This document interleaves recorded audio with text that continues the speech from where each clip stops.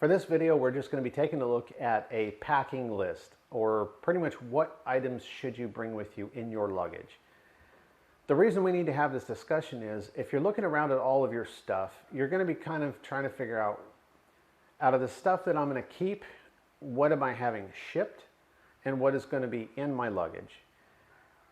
This isn't too hard because like a lot of stuff is common sense. You're going to need your clothes, you're going to need your toiletry items, your shaving kit, stuff like that, some extra shoes. But there's a couple other items that you need to consider bringing with you. If it's something that you aren't going to need right away, have it shipped. Don't weigh down your luggage, because luggage, by the time you're packing everything in, you're going to find luggage space is very precious, it's very limited. Not only does your luggage have to be within a certain physical dimensions, but it also has to be less than a certain weight. Depending on which airline you use, typically you're going to be able to get 2 check-in bags, you're going to be able to get 1 carry-on bag, and also 1 carry-on specialty bag, such as a laptop bag or a camera bag. Take advantage of that because, for example, for me, I brought a smaller carry-on bag, but I also have a backpack that is a laptop bag. And in that laptop bag, I had non-computer stuff, besides just like a water bottle, but I had other smaller items in there. As long as your carry-on bag can fit in an overhead bin and your laptop, camera bag, whatever, can fit under the seat in front of you, it's good to go. If you need extra stuff, like your bags are above a certain weight, you're going to pay extra. If you have a third check-on bag, going to cost extra. The airlines that I was on, they were looking around like, what was it, $70 or $80 for a third bag. Still cheaper than shipping stuff over, as long as it'll fit in that bag, because you'll have it right away. But at the time, I didn't have the need for it. What you bring with you, it all just depends on you. But we're going to look at some of the more important items. First off, if you are bringing any kind of prescription medication with you, you need to make sure they're in their original prescription bottles that has your name on it, the doctor that issued it, when the prescription was given out, when that expires. You need to have those original bottles. But just bringing along a pill bottle is not going to cut it. You need to have the physical paperwork showing you are prescribed that medication from your doctor. Now, if you're a disabled veteran, you're getting your meds from like the VA, that's easy, because when you get your meds in the mail, that pouch has this big stack of paperwork, which is all the prescription paperwork, the warnings and side effects and other pills that it might interact with, all that kind of stuff. All that is in that paperwork. So when you're going to be traveling, your medication needs to be in your carry-on bag, cannot be in your check-in bags. You want to have it in your carry-on bag with the paperwork, so that way when you go through customs, they can see that, yes, this is legitimate prescription drugs, it's for you, and that you have the paperwork to show it. If you're bringing in a lot of over-the-counter medicines, make sure they're going to be some type of legal medication. Typically, if it's something over-the-counter, don't have a lot of it. Make sure it meets the airline's restrictions for the flights. So for example, if you're bringing in sunscreen, it's got to be within a certain size, that travel size, or else it's going to be in your checked bags. A lot of stuff you're going to find here, no problem. Certain things that I personally recommend you bring in your checked bags.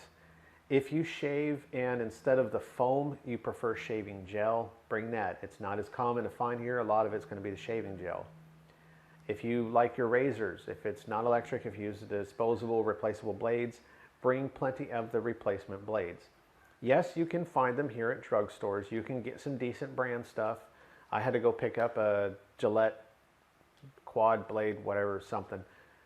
It is very expensive. Now, back in the US, buying a replacement blades, that can be pretty pricey, but here, even more so. So that kind of chews away at your funds. If you can get replacement blades cheaper back where you live, bring a bunch of them. If you're into the electric razors, just bring that, that's fine. If you don't shave, whatever, that's fine.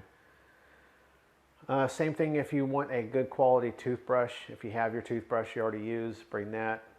Toothpaste here I'm finding is a little bit different than the toothpaste I was buying in the US. I don't like this stuff quite as much, even though it's a little bit cheaper. But if you can grab a couple of them back in your home country, if you have just a certain particular type of toothpaste you prefer, bring some of that. Again, airport restrictions, they're not going to allow them of a certain size, otherwise the customs might just be grabbing that to keep. Put it in your check-in bags, not in your travel kit.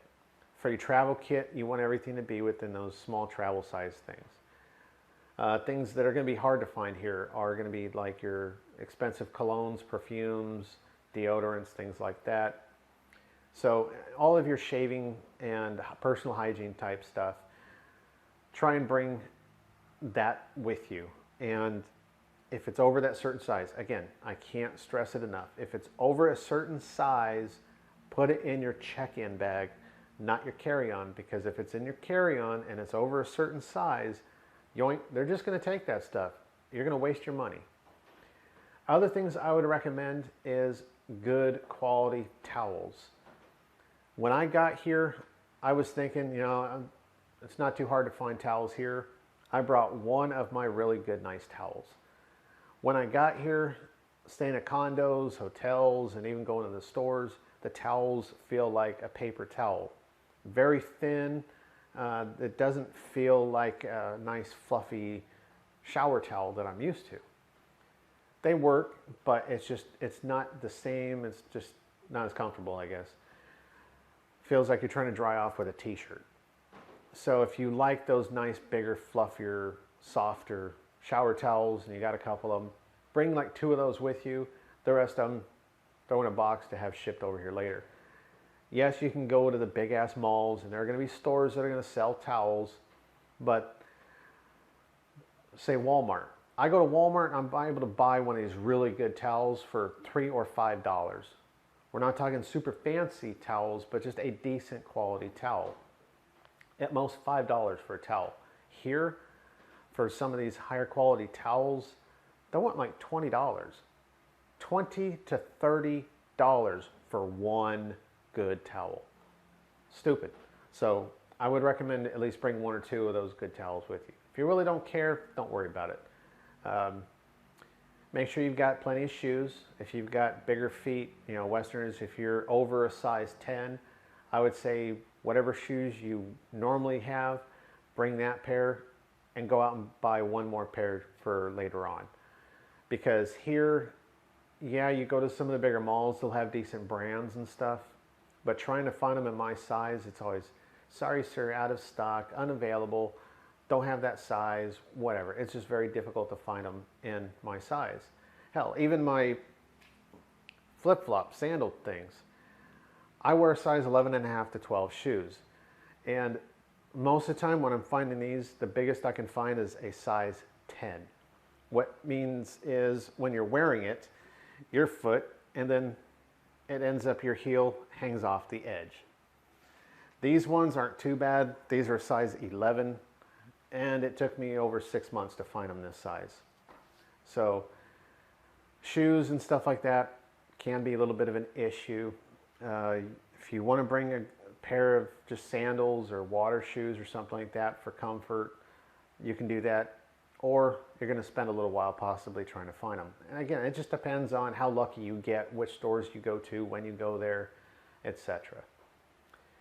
You're going to want to have all of your documents. Make sure they're in some kind of a secure binder so that you can carry that inside your carry-on bag, not your check-in bag. So if something happens and your luggage is lost, stolen, rerouted, you've got all those important documents with you. They're on you.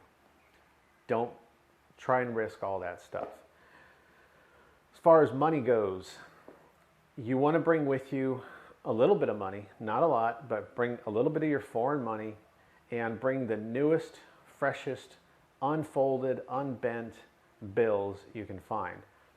Believe it or not, here, when you go to an exchange system, a lot of these exchange places, the exchange rate they give you, it's not just based on the global exchange rate, it's based on the condition of your money. If you have bills that are older, if they're folded, wrinkled, or anything, they give you less for it. So it's a good idea to grab like a couple $100s or whatever of fresh unfolded money, keep it in an envelope or something where it's not going to get folded and jacked up. And as soon as you get here, look for places that are going to have a good exchange rate. Do not go to the airport. They're going to have horrible exchange rates. But once you get here, you can look around and try and find an exchange rate place that's going to have a decent rate and get your money switched over. One thing I personally would recommend is before you get here, have somebody you know here in the country that's able to meet you at the airport. That way you're not having to deal with all the hecklers and hasslers of the taxis and stuff at the airport trying to get you in one of their vehicles. You're not having to worry about waiting and trying to do this and that. You're not stressed out there. If you've got somebody that's already here, even if they're just getting a taxi for you, but they've already got it there lined up and ready when you arrive, that's easier. The thing is, you can send that person money through like Western Union or whatever your exchange, MoneyGram, PayPal, whatever. If they're able to get that money, cash out, and have that money on them when you meet up at the airport, right when you get to the airport, boom, they're able to hook you up with that money up front. That way you're paying your taxis and paying all this and that. You've got regular Philippine pesos right there in your hand to start making these purchases. Because again, if you try to get a ride somewhere and you're trying to get an exchange at the airport or something, you're going to get ripped off. Other than that, as far as your luggage, it's just going to be down to personal preference. What do you absolutely need right now compared to what can you wait? Is it something that you aren't going to be easily able to go and buy at a grocery store, drugstore, something like that? Prescription pills, a big one. Your clothes, that's a big one. And with clothes, only pack what you think you're going to need for a couple weeks or however long you think it's going to be before you can either get out to a store and buy new clothes or until your boxes of clothes arrive. Think about what time of year you're going to be here. If it's in the summertime, shorts, short sleeve shirts, comfortable weather clothing, something for hot and humid. If you're here in the rainy season, you might want to bring some kind of a light jacket, maybe some jeans. Make sure that you're going to be okay when it gets wet and windy, but still hot. Don't try to bring your big ass parka that's made for snow weather. You're going to die. So that pretty much covers your packing options. If anybody does have any questions about maybe specific items that they might want to bring, is this a good item? Is this easy to find there? Whatever. Go ahead and send me a message or leave it in the comments. But you just need to make sure you have certain things squared away. Thanks.